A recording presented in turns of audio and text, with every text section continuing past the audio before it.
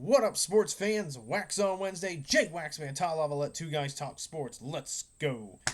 All right, another Final Four, all set up. It's set in stone. It's San Antonio. It's all number one seeds. You got Duke, you got Auburn, you got Houston, and you got Florida in the Final Four this year. All number one seeds. That's the first time, I think, since 2008 that all number one seeds made it to the Final Four in the same tournament. So, me and Tyler Lavalette will preview the Final Four and make our predictions this upcoming weekend in this week's Friday Roundtable. But for now, I'm going to take a look back on the Sweet 16 and the Elite 8. So, to get things started, Michigan State. All right, great run. Congrats to them. And kudos to them as well. Hey, that Michigan State team proved a lot of doubters wrong this season, Final Four or not. And they proved me wrong. I didn't think this Michigan State team was going to be all that good this season. Not saying they wouldn't have been a tournament team, but I didn't think they'd be as good as they were this season. Hey, best team in the Big Ten. And obviously they were the last Big Ten team to be eliminated from the tournament, but they just ran into a buzzsaw that is Auburn. And Auburn just proved to be too much. I thought Michigan State would get past them, but nope. That was not the case. But kudos to Michigan State. And I will say this, there's been a lot of rumors about now going around about Tom Izzo retiring. I still don't believe those. I don't think that's going to happen yet. I said that he would retire if Michigan State at the very least made the Final Four. They came up just short, one game short of that, so I don't think Izzo's ready to retire just yet. I think he's going to give it another year or possibly 2 or 3 years. Michigan, and for you Michigan fans, all right, good run for the Michigan Wolverines. Dusty May, he knows what he's doing at the University of Michigan. He's building a fantastic program for the future, and getting a Sweet 16 run. It's a great way to start the Dusty May era at Michigan. So just the beginning for the Wolverines. It pains me to say that, but Michigan basketball is back and ready to do some more damage in the future. Other notable games, well,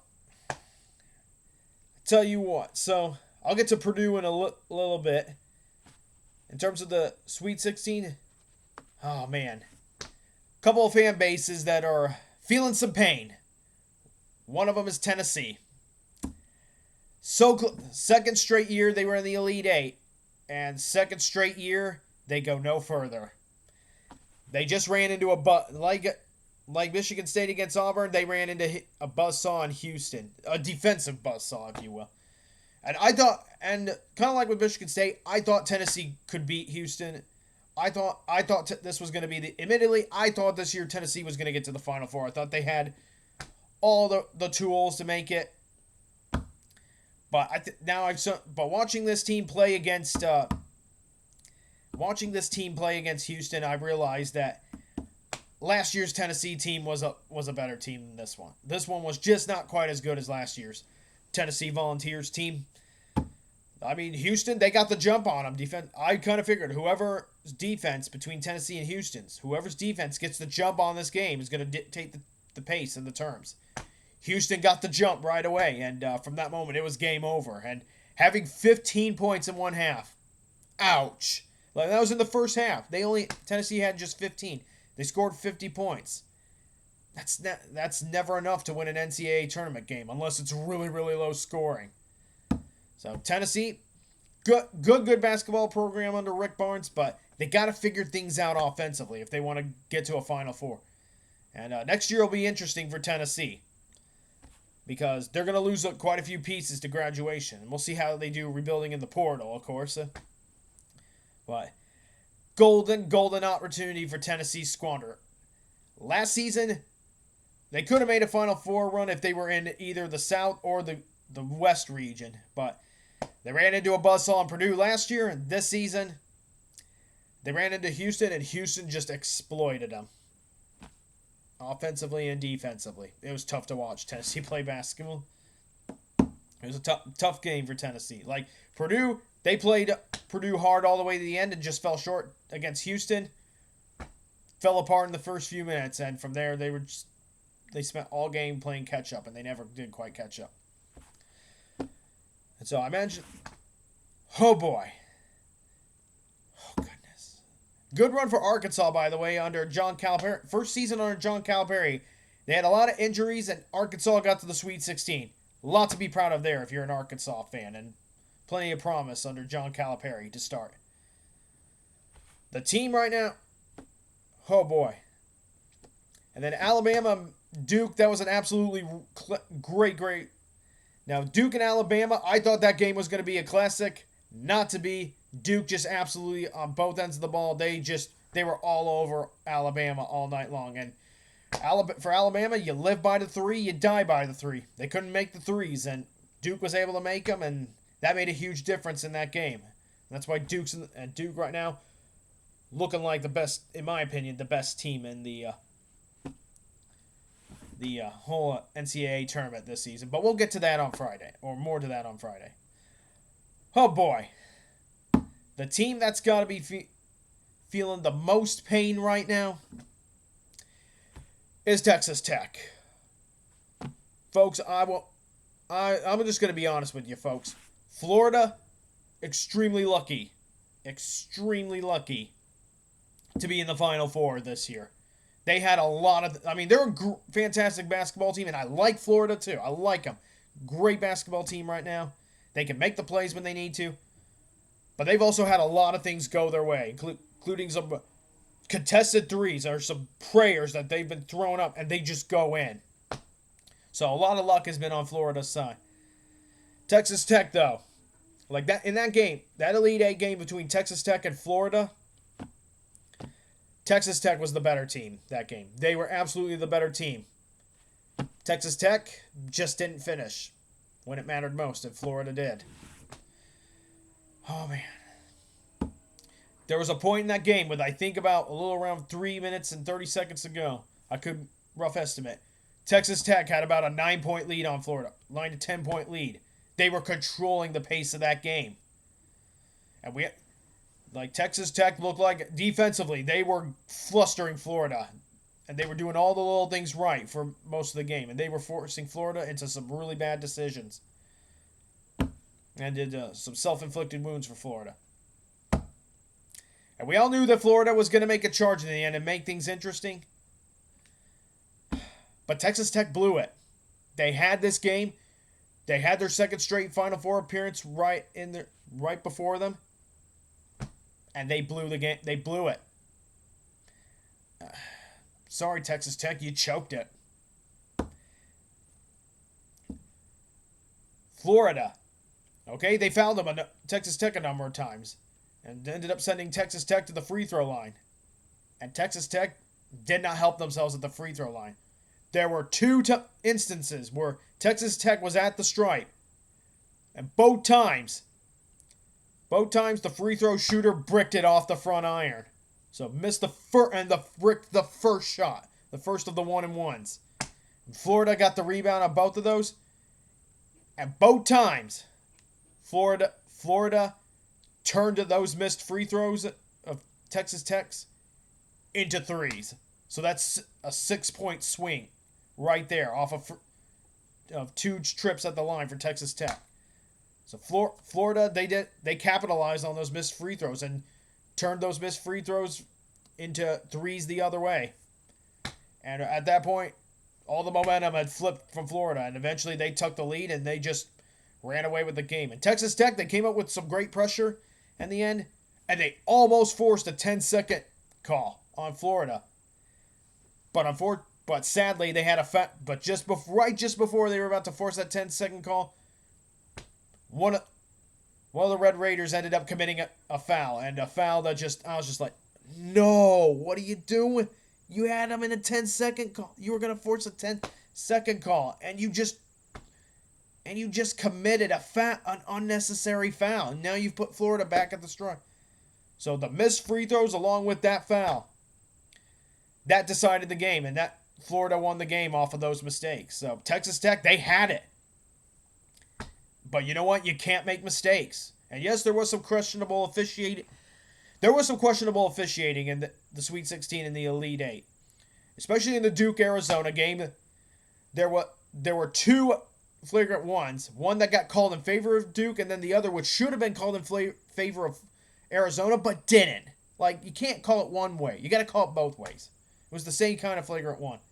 And there were some missed calls in the Texas Tech Florida game, which went against Texas Tech. But you know what?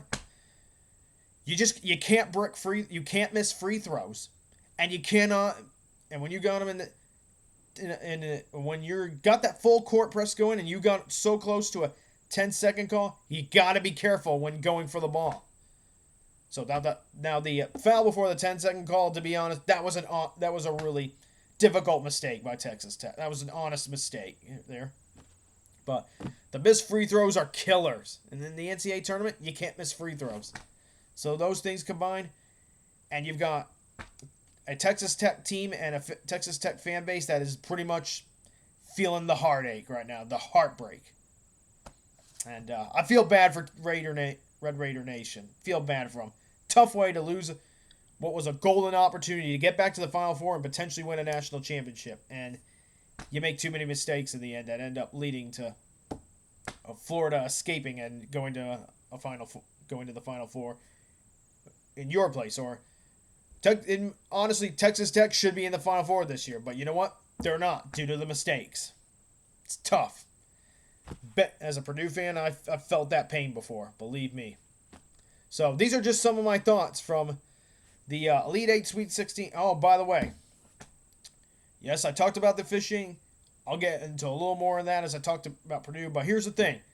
Hopefully, this is just one of the few times in the future where it's all number one seeds in the men's Final Four. Because if this is the trend going forward where we have almost no more Cinderellas and it's only number one seeds making the NCAA tournament, then March Madness is in trouble then.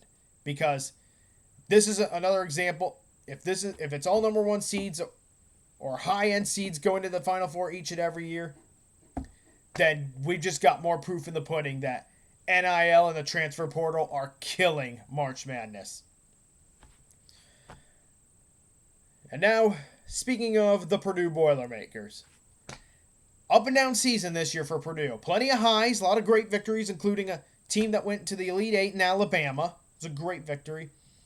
And also a whole lot of frustrating losses, like I was at the game against Michigan where we blew that lead and Michigan would go on to win a close one.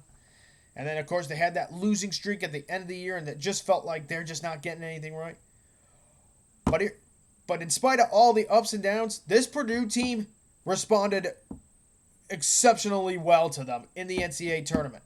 Like, this was a Purdue tournament that was favored to be upset in the first weekend. They went to the Sweet 16 for the sixth time in 8 tournaments. So, Sweet 16s in 8 tournaments, that's incredible. Matt Painter deserves more respect. So, it was another solid tournament run for Purdue. And having the kind of season that they did, Sweet 16, I'll take it. It's nice to have. In a year where they could have contended for the Big Ten championship, but just fell short of that, and it fell short of just other expectations. Making it to the Sweet 16, it feels nice.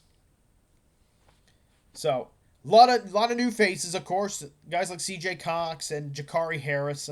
So, a lot of new faces there, a lot of learning curves. And, and you had injuries, like Daniel Jacobson being lost to the season to a tibia injury. Hopefully, the recovery's going well for him.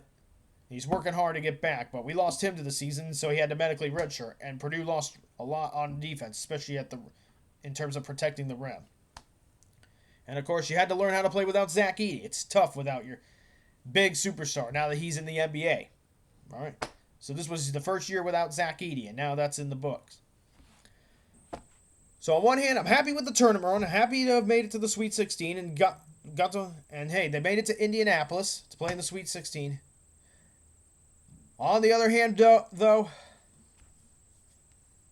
I won't lie. I'm feeling a little bit of pain. And you know what? You can't spell pain without the letter P right up here. And being a Purdue fan is pain, pure pain a lot of times. And that Sweet 16 match with Houston, pain. It hurts. Led at the half. Houston exerted their will in the second half. Proud of my Boilermakers, though, for fighting hard and making it a game. All right, it came down to the wire. This Purdue team did a really good job not giving up and fighting hard enough to take Houston to the wire. So it came down to the final seconds. Of course, Houston makes a game-winning layup within the final seconds to win the game and eliminate Purdue from the tournament and advance to the Elite Eight. Oh, man. So I won't lie to you, that was a tough pill to swallow. It definitely hurt. All right. And what hurts even more, okay? What hurts even more is the fact that game-winning layup for Houston should not have happened, okay? That should not have happened. And I'm going to tell you why. That wasn't supposed to happen, or never should have happened. Because right before that layup, before that timeout leading to the layup, so I meant the ball went out of bounds, of course, and it was called off of Purdue. So that wasn't a bad call or any case or scenario. But here's where the controversy is. Right before the ball went out, right before that layup, Purdue's point guard, Braden Smith, he got pushed. And I do mean the guy handling the ball for Houston literally extends his hand and pushes Braden Smith. And Braden Smith falls over. And this happened right in front of a referee. Guess what, sports fans? No call.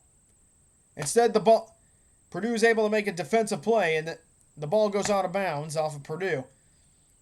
But anytime you extend your arm against an opposing player, that's an offensive foul.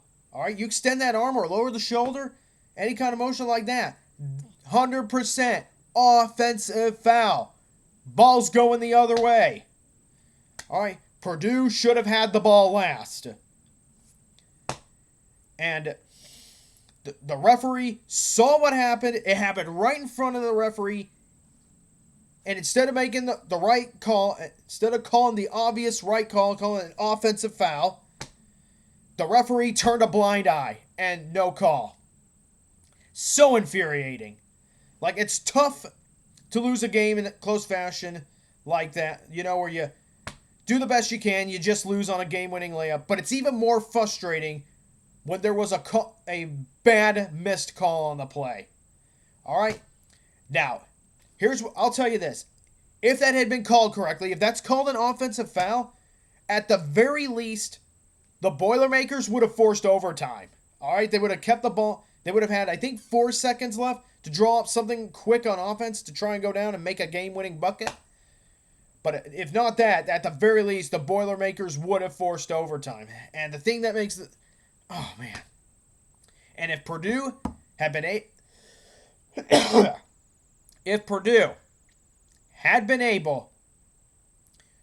to not only if Purdue had forced overtime, and if they somehow beat Houston in overtime in that game, which, slim chance, but they could have done it. If they play hard enough, if they get past Houston in overtime in that game and advance to play Tennessee in the Elite Eight, and watching the way Tennessee played against Houston, I think Purdue would have had 2 straight Final Fours. I really believe that. Purdue, in my opinion, and probably in the opinion of quite a few others, would have been in their 2nd straight Final Four. They would have been advancing instead of Houston to play Duke in San Antonio. That's what would have happened, I believe, if at the very least Purdue gets past Houston. All right? But hey, no ifs, ands, or buts. There's no guarantees. If that call had been made correctly, the very least Purdue forces overtime. No guarantee, though, that Purdue beats Houston in overtime. All right? There's no guarantee of that. But it's still frustrating. And just to know that if that call goes, and there were quite a few other calls that went against Purdue, while Houston had no calls called against them in the final minutes. Could go on about that, but just to know that you lose a close game and there's woulda, shoulda, couldas involved. Like, you could have, would have, and should have forced overtime in that game, but didn't. in large part because of a missed call. Rips your heart out. It just rips your heart out. Breaks my heart as a Boilermaker fan, but it happens. And you know what? We didn't make the plays. Purdue got behind the ball too much against Houston. We trailed at 10 at one point. You can't trail versus this great Houston team. So congrats to Houston, though, on making the Final Four. These are overall. This is just the pain that I am feeling as a Boilermaker fan. Good season. Okay, good tournament run overall. Happy to make the Sweet 16. But damn it. We could have had so much more. And it hurts. But really excited for Purdue basketball next season. Which leads me to my next point. So Purdue's already been busy. We're not even like a week after Purdue's elimination in the Sweet 16. And Purdue has been going. They have been going balls out in the NCAA transfer portal. So here's the thing. 4 Boilermakers in the portal. Brian Waddell, Will Berg, Miles Colvin, and Cam Heide are all in the portal. Brian Waddell and Will Berg did not play very many minutes for Purdue in their time there, so they transferred to get more minutes or to play for a program where there will be a benefit. And the same maybe could be said about Miles Colvin and Cam Heide. They're looking for more minutes, and they just weren't going to get it at Purdue. Although, losing Cam Heide and losing Miles Colvin, this hurts Purdue. Those were 2 sophomores, and essentially 2 veterans of the team in that case, who brought who bring quite a bit of experience, and also shooting prowess. And also, but I will say this, when Cam and Miles were hot. They were hot. They were hitting threes, playing well on defense, getting rebounds, all that stuff, making dunks. And that's what really hurts. They contributed, especially towards the end of the season, they contributed a lot to Purdue basketball. And that's what Purdue's going to miss most from these 2 guys. And I wish them the best wherever they go. Now, with that being said, sadly, they were just inconsistent throughout the season. And throughout most of Big Ten play, it was, for lack of better words, they were inconsistent a lot in Big Ten play, and they just really didn't show up a lot in the stat sheet. And when things weren't going well for them, they really struggled. It wasn't until the end of the season where they really started getting going, and that's just what's really tough. So definitely gonna miss those. So combination of a few things. Things just weren't working out for both Cam and Miles at Purdue. So I think that's why they're transferring, and I think Painter has told them specifically that, hey, there are other guys that are gonna eat more minutes into your role, or that are going to take more of your minutes out of your role. So they probably weren't the biggest fan of it, which is understandable. So I can understand. So again, gonna miss both those guys. Great Boilermakers, especially in the end. Both of those 2 really played well in the NCAA tournament. So that's where this also hurts them. Cam Heide, by the way, he hit the 3-pointer that tied up the game for Purdue within the closing seconds of that Sweet 16 matchup between Purdue and Houston. He hit that 3-pointer. I just wish that would have counted more for something, because I think that really would have helped Cam's confidence a lot. And if Purdue wins that game, I don't know, not saying they do, but if they do win that game, I'm not so sure Cam Heide is in the transfer portal right now. So that hurts a lot. And Miles Colvin, he could dunk, he could shoot. Just sometimes confidence was a struggle for both him and Cam Heide. But Purdue has already been hard at work. They've been hard at work, and they've lost 4 players to the portal, and they've just brought in 1. South Dakota State Jackrabbit center Oscar Clough. That's right, 6'11" Oscar Clough, the center from South Dakota State.